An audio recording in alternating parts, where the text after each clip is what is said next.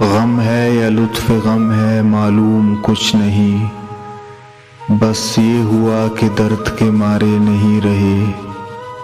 ویسے بھی تیرے بعد کی کہانی ہے مختصر، ویسے بھی تیرے بعد ہم تمہارے نہیں رہے۔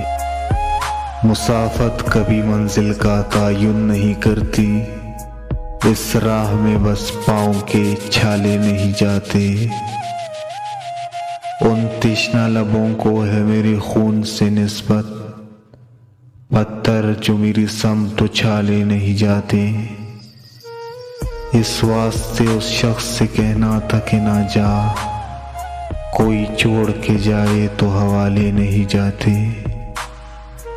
دل سے مجھے رغبت تھی میرے دوست وگرنہ، ٹوٹے ہوئے شیشے تو سنبھالے نہیں جاتے۔